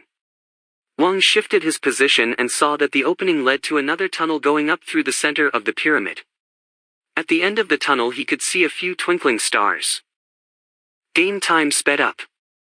Every few seconds in real time, 2 soldiers flipped over the sandglass brought by King Wen, indicating the passing of 8 hours in game time. The opening through the ceiling flickered with random lights, and once in a while a ray of sunlight from the chaotic era shot into the great hall. Sometimes the light was weak, like moonlight. Sometimes the light was very strong, and the incandescent white square cast against the ground glowed so brightly that the torches in the great hall paled in comparison. Wang continued to count the flipping of the sandglass. By the time it had been flipped 120 times or so, the appearance of the sunlight through the square opening became regular. The first of the predicted stable eras had arrived. After 15 more flips of the sandglass, the flickering light through the opening became patternless again, the start of another chaotic era. Another stable era followed, and another chaotic era. The starting times and durations of the various eras were not exactly as King Wen had predicted, but they were close. After the conclusion of yet another 8-day chaotic era, the long stable era he predicted began. Wang kept counting the flips of the sandglass. 20 days passed, and the sunlight falling into the great hall maintained the precise rhythm. Game time slowed down to normal. King Zhou nodded at King Wen. I shall erect a monument for you, one even greater than this palace. King Wen bowed deeply. My king, awaken your dynasty and let it prosper. King Zhou stood up on the dais and opened his arms, as though he wanted to embrace the whole world. In a strange, otherworldly voice, he began to chant, "Rehydrate." As soon as the order was given, everyone in the great hall rushed to the door. Wang followed King Wen closely, and they exited the pyramid through the long tunnel they'd entered by. When they emerged, Wang saw the noonday sun bathing the land in warmth. In a passing breeze he seemed to smell the fragrances of spring. Together, King Wen and Wang walked to a nearby lake. The ice over the lake had melted, and sunlight danced between the gentle waves. A column of soldiers shouted, "Rehydrate! Rehydrate!" as they ran toward a large stone building, shaped like a granary, next to the lake. On the road to Zhaogu, Wang had seen many buildings like it, and King Wen had told him that these buildings were called dehydratories, warehouses where the dehydrated bodies could be stored. The soldiers opened the heavy stone doors of the dehydratary and carried out rolls of dusty skins. Each soldier walked to the lakeshore, and tossed them into the water. As soon as the skins touched the water, they began to unfurl and stretch out. Soon, the lake was covered by a layer of man-shaped floating skins, each rapidly absorbing the water and expanding. Gradually, all the man-shaped. 88. Chapter 7. Three-body eye. Skin cutouts became fleshy bodies that gradually began to display signs of life. One by one, they struggled up out of the waist-deep water and stood up. Looking around at the sunny world with wide-open eyes, they appeared to have just awoken from a dream. "Rehydrate," one man cried out. "Rehydrate! Rehydrate!" Other voices joyously echoed his. Everyone climbed out of the lake and ran naked toward the dehydratory. They carried out more skins and tossed them into the water, and even more of the revived climbed out of the lake. The same scene repeated itself around every lake and pool. The entire world was coming back to life. Oh, heavens! My finger! Wang saw a man who had just been revived standing in the middle of the lake, holding up one hand and crying. The hand was missing its middle finger, and blood flowed from the wound into the water. Others, who had also just been revived, passed by him as they happily waded ashore, ignoring him. "Count yourself lucky," one of them said to the man. Some lost a whole arm or leg. Others had their heads chewed through by rats. If we hadn't been rehydrated in time, maybe all of us would have been eaten by the chaotic era rats. "How long have we been dehydrated?" one of the revived asked. "You can tell by looking at the thickness of the dust covering the palace. I just heard that the king is no longer the king from before. But I don't know if he's the old king's son or grandson." It took 8 days to complete the work of rehydration. All of the stored dehydrated bodies had been revived, and the world was given a new life. During these 8 days, everyone enjoyed regular cycles of sunset and sunrise, each cycle precisely 20 hours long. Enjoying the spring-like climate, everyone gave heartfelt praise to the sun and the gods who guided the world. On the night of the 8th day, the bonfires scattered over the ground seemed even more numerous and denser than the stars in the sky. The ruins of cities and towns abandoned during the chaotic eras once again filled with noise and light. Like every mass rehydration in the past, the people were going to celebrate all night to welcome their new life after the next sunrise, but the sun did not rise again. Every kind of timepiece indicated that the time for sunrise had passed, but the horizon remained dark in every direction. 10 hours later, there was still no sign of the sun, not even the slightest hint of dawn. The endless night lasted through a whole day, then 2 days. Coldness now pressed toward the earth like a giant hand. Inside the pyramid, King Wen knelt before King Zhou, pleading, "My king, please continue to have faith in me. This is but temporary. I have seen the yang of the universe gathering, and the sun will rise soon. The stable era and spring will continue. Let's begin to heat the cauldron, King Zhou said, and sighed. Oh, King! A minister stumbled through the cave-like entrance into the great hall. There are 3 flying stars in the sky. Those in the great hall were stunned. The air seemed frozen. Only King Zhou remained impassive. He turned to Wang, to whom he had never deigned to speak before. You still don't understand what the appearance of 3 flying stars means, do you? Ji Chong, why don't you tell him? It indicates the arrival of a long period of extreme cold, cold enough to turn stone into dust. King Wen sighed. Dehydrate. King Zhou again chanted in that strange, otherworldly voice. Outside, people had already begun the process. They turned themselves back into dehydrated bodies to survive the long night that was coming. The lucky ones had time to be stacked in the dehydratories, but many were abandoned in the empty fields.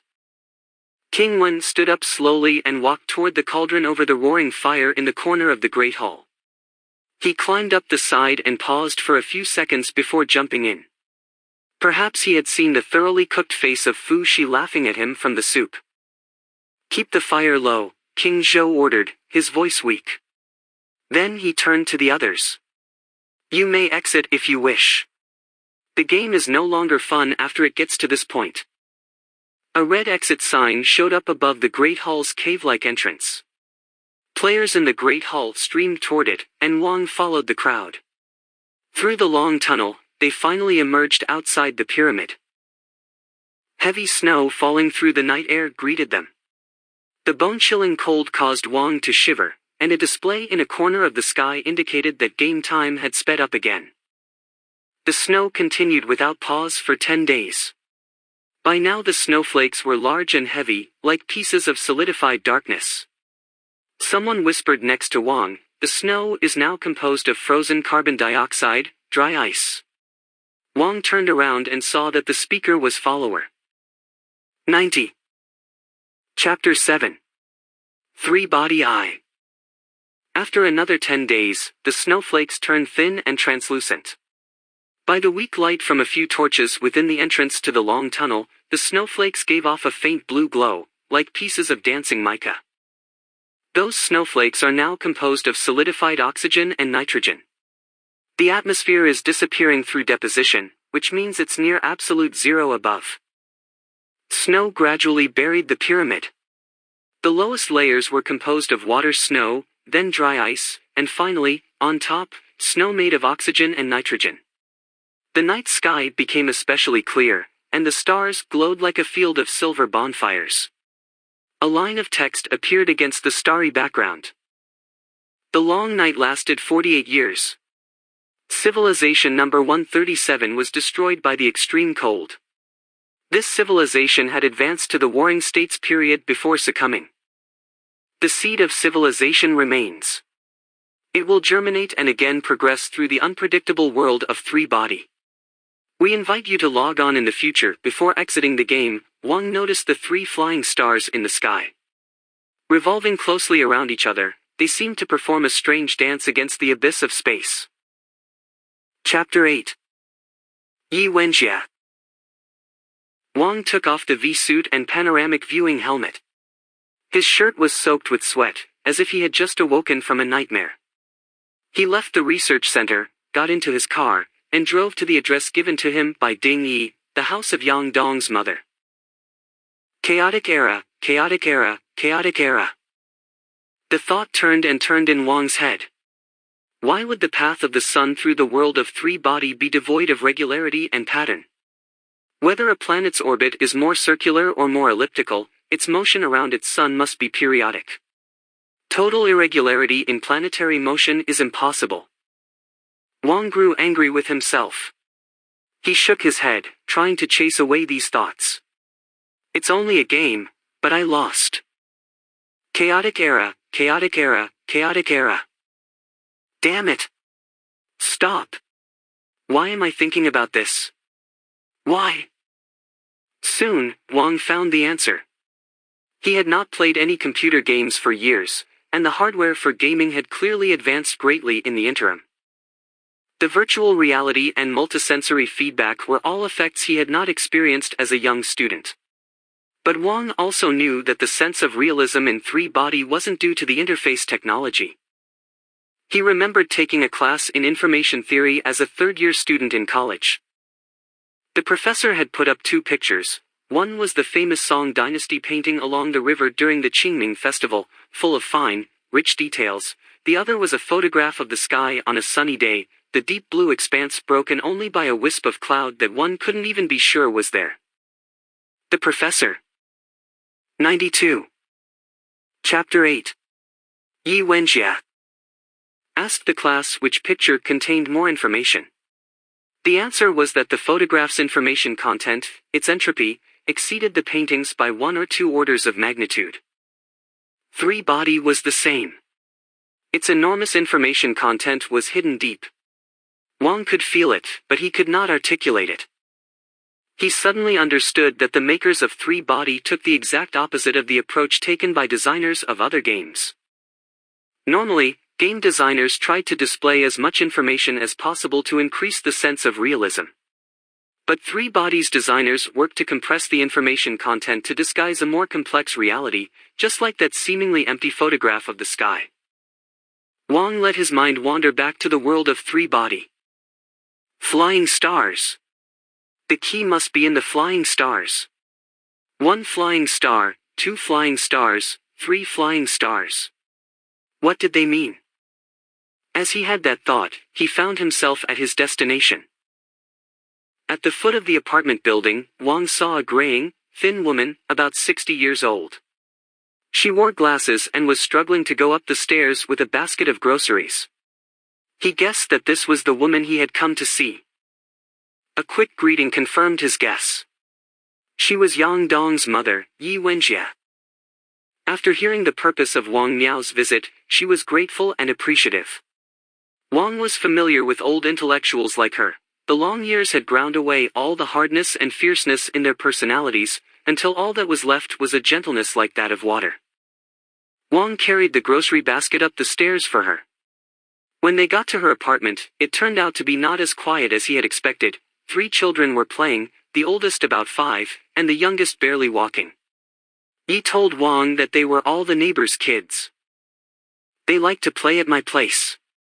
Today is Sunday, and their parents need to work overtime, so they left them to me.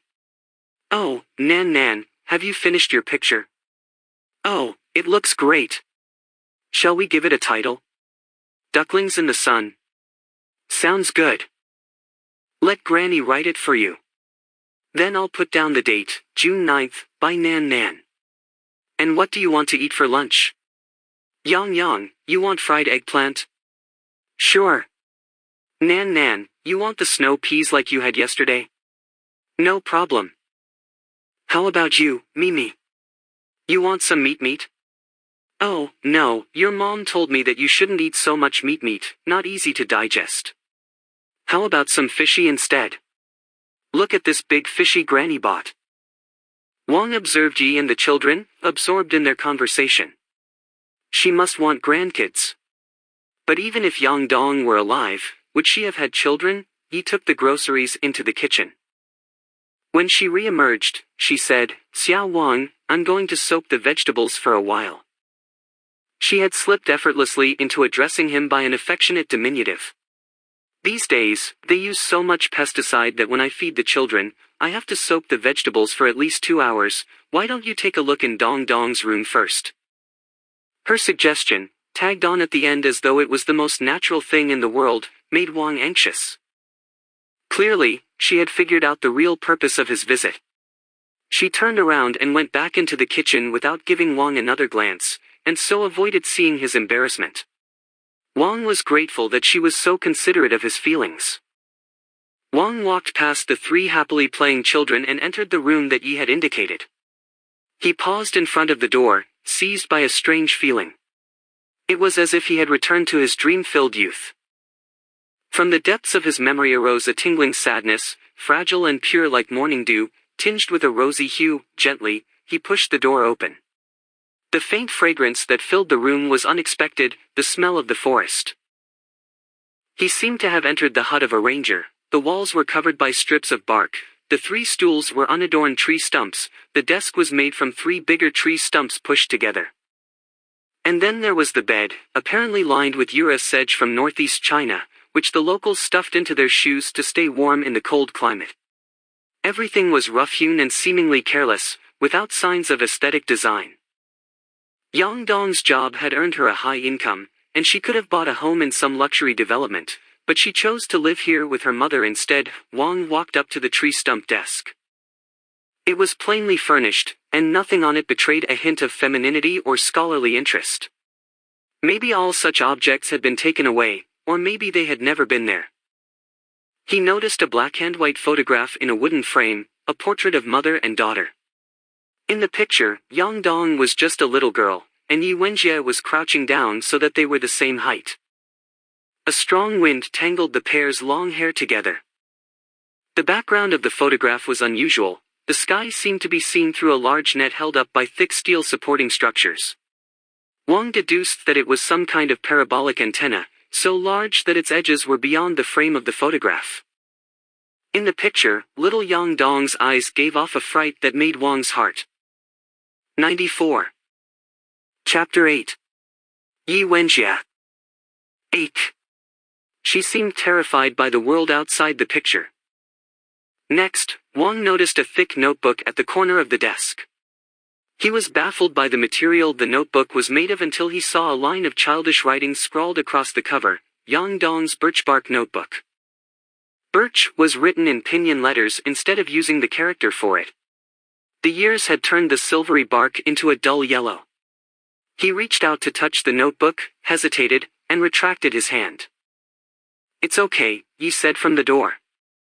"Those are pictures Dong Dong drew when she was little." Wang picked up the birchbark notebook and gently flipped through it.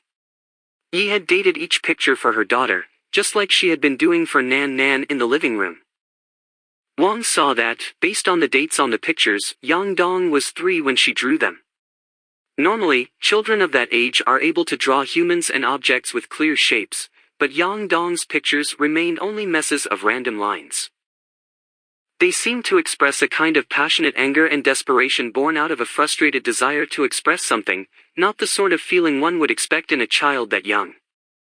Yi slowly sat down on the edge of the bed, her eyes staring at the notebook, lost in thought. Her daughter had died here, ended her life while she slept. Wang sat next to her. He had never felt such a strong desire to share the burden of another's pain. Yi took the birchbark notebook from him and held it to her chest. In a low voice, she said, "I wasn't good at teaching Dong Dong in an age-appropriate manner.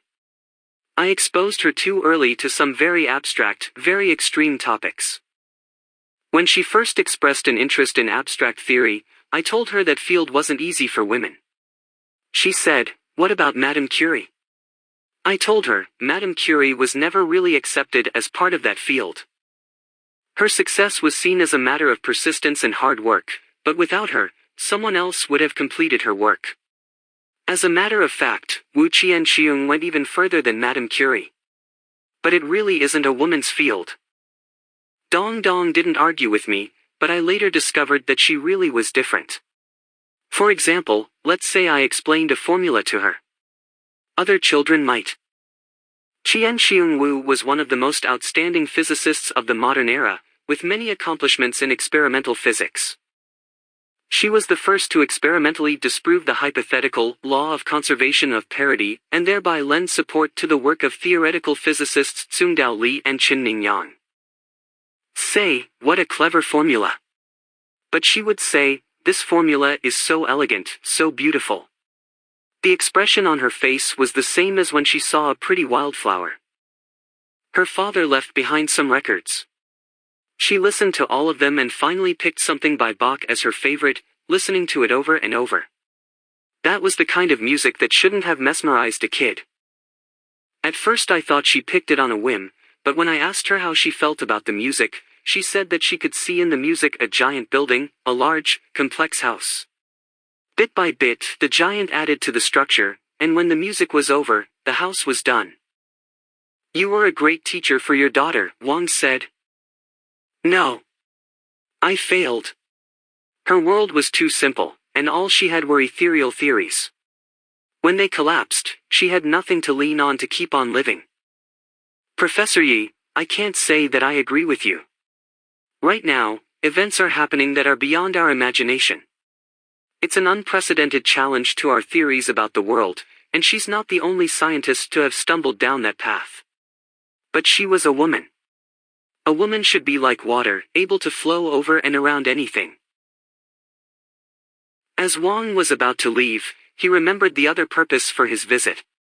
He mentioned to Yi his wish to observe the cosmic microwave background. Oh, that. There are 2 places in China that work on it.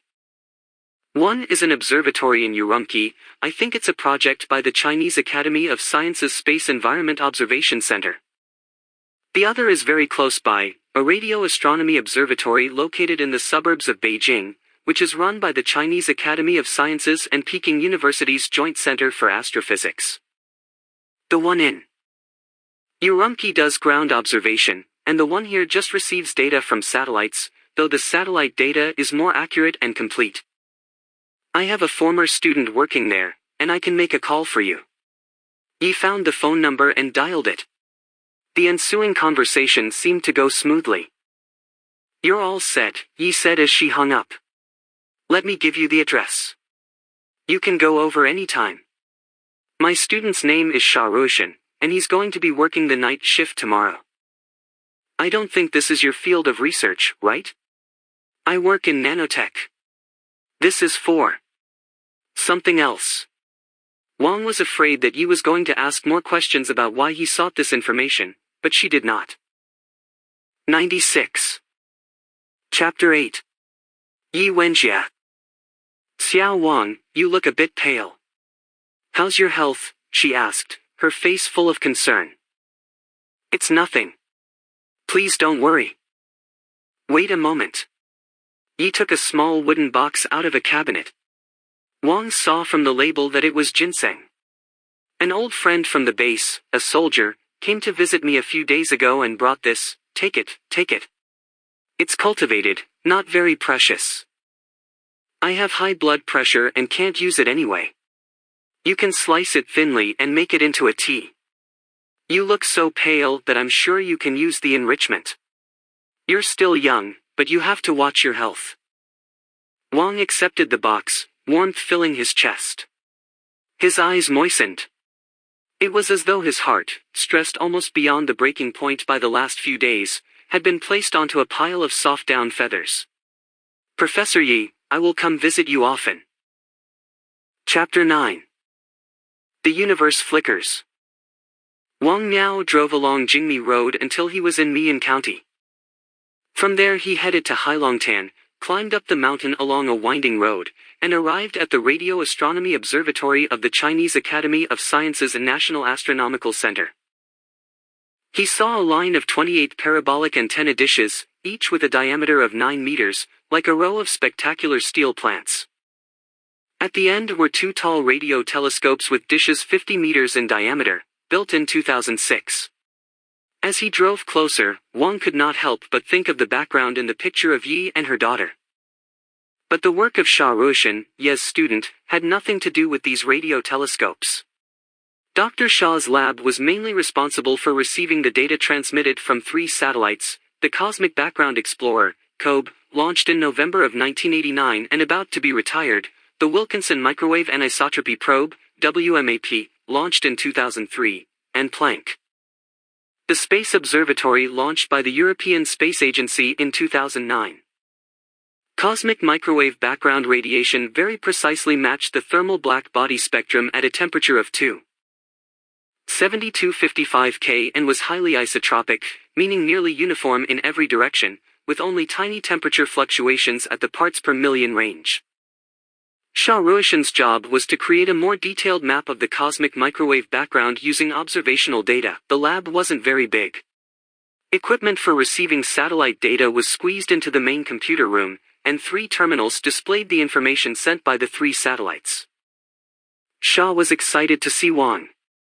Clearly bored with his long isolation and happy to have a visitor, he asked Wang what kind of data he wanted to see. 98. Chapter 9. The universe flickers. I want to see the overall fluctuation in the cosmic microwave background. Can you be more specific? What I mean is, I want to see the isotropic fluctuation in the overall cosmic microwave background, between 1 and 5%, he said, quoting from Shen's email. Shaw grinned. Starting at the turn of the century, the Mian Radio Astronomy Observatory had opened itself to visitors.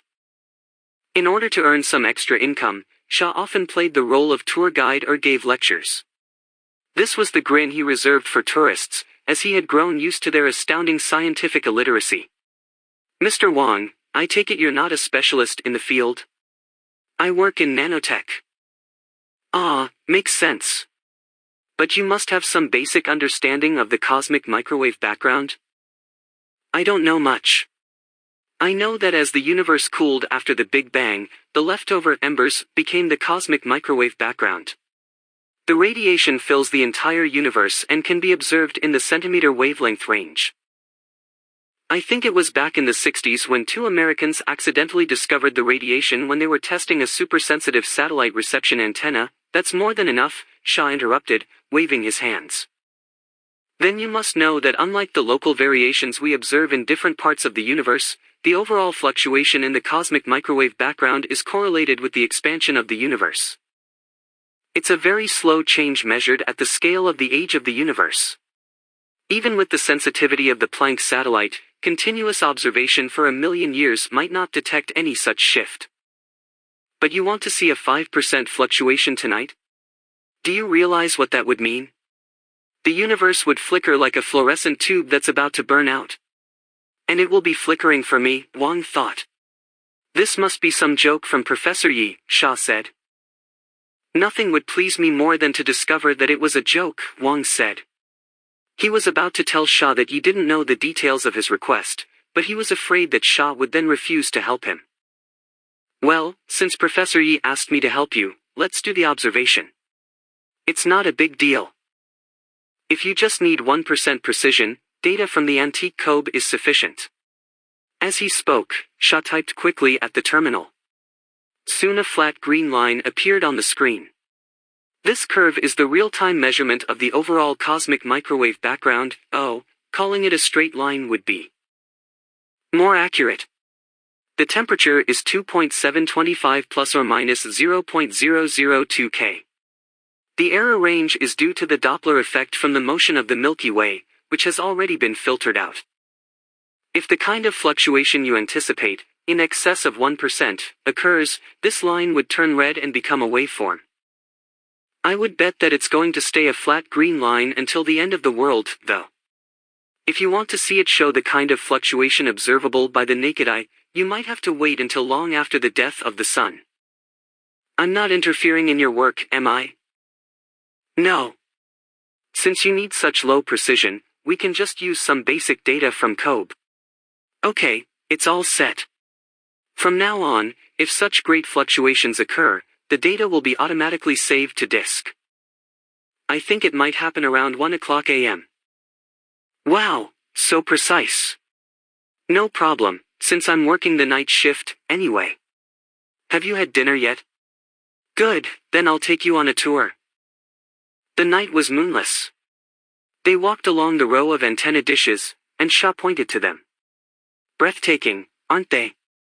It's too bad that they are all like the ears of a deaf man. Why? Ever since construction was completed, interference has been unceasing in the observational bands. First, there were the paging stations during the 80s. Now, it's the scramble to develop mobile communications networks and cell towers. These telescopes are capable of many scientific tasks, surveying the sky, detecting variable radio sources, observing the remains of supernovae, but we can't perform most of them. We've complained to the State Regulatory Radio Commission many times, never with any results. How can we get more attention than China Mobile, China Unicom, China Netcom? Without money, the secrets of the universe are worth shit. At least my project only depends on satellite data and has nothing to do with these tourist attractions. In recent years, commercial operation of basic research has been fairly successful, like in high-energy physics. Maybe it would be better if the observatories were built in places farther away from cities. It all comes down to money. Right now, our only choice is to find technical means to shield against interference. Well, it would be much better if Professor Yi were here. She accomplished a lot in this field. So the topic of conversation turned to Yi Wenjie. And from her student, Wang finally learned about her life. He listened as Sha told of how she witnessed the 100. Chapter 9. The Universe Flickers. Death of her father during the Cultural Revolution, how she was falsely accused at the Production and Construction Corps, how she then seemed to disappear until her return to Beijing at the beginning of the 90s, when she began teaching astrophysics at Tsinghua, where her father had also taught. Until her retirement. It was only recently revealed that she had spent more than 20 years at Red Coast Base. Wang was stunned. You mean, those rumors? Most turned out to be true. One of the researchers who developed the deciphering system for the Red Coast project emigrated to Europe and wrote a book last year. Most of the rumors you hear came out of that book. Many who participated in Red Coast are still alive. That is a fantastical legend. Especially for it to happen during those years, absolutely incredible. They continued to speak for a while. Sha asked the purpose behind Wang's strange request. Wang avoided giving a straight answer, and Sha didn't press. The dignity of a specialist did not allow Sha to express too much interest in a request that clearly went against his professional knowledge. Then they went to an all-night bar for tourists and sat for 2 hours. As Sha finished one beer after another, his tongue loosened even more. But Wang became anxious, and his mind kept returning to that green line on the terminal in Sha's office. It was only at 10 to 1 in the morning that Sha finally gave in to Wang's repeated pleas to go back to the lab. The spotlights that had lit up the row of radio antennas had been turned off, and the antennas now formed a simple two-dimensional picture against the night sky like a series of abstract symbols. All of them gazed up at the sky at the same angle, as though waiting expectantly for something. The scene made Wang shudder despite the warmth of the spring evening. He was reminded of the giant pendulums in 3-body. They arrived back at the lab at 1. As they looked at the terminal, the fluctuation was just getting started. The flat line turned into a wave, the distance between one peak and the next inconstant. The line's color became red, like a snake awakening after hibernation, wriggling as its skin refilled with blood. It must be a malfunction in code. Sha stared at the waveform, terrified. It's not a malfunction. Wang's tone was exceedingly calm. He had learned to control himself when faced with such sights. We'll know soon enough, Sha said. He went to the other 2 terminals and typed rapidly to bring up the data gathered by the other 2 satellites, WMAP and Planck. Now 3 waveforms moved in sync across the 3 terminals, exactly alike. Sha took out a notebook computer and rushed to turn it on. He plugged in a network cable and picked up the phone. Wang could tell from the one-sided conversation that he was trying to get in touch with the Urumqi Radio Astronomy Observatory. He didn't explain to Wang what he was doing, his eyes locked onto the browser window on the notebook. Wang could hear his rapid breathing. A few minutes later, a red waveform appeared in the browser window, moving in step with the other 3. The 3 satellites and the ground-based observatory confirmed one fact: the universe was flickering. Can you print out the waveform? Wang asked. Sha wiped away the cold sweat on his forehead and nodded. He moved his mouse and clicked print. Wang grabbed the first page as soon as it came out of the laser printer, and, with a pencil, began to match the distance between the peaks with the Morse code chart he took out of his pocket. Short long long long long, short long long long long, long long long long long, long long long short short, long long long short short short, short short long long long, short long long long long, long long long short short short, short short short long long, long long short short short. That's 1108:21:37, Wang thought. Short long long long long, short long long long long, long long long long long, long short short, long long short short short, short long long long, short long long long long, long short short short, short long long. Long short short, that's 1108:21:36. The countdown continued at the scale of the universe.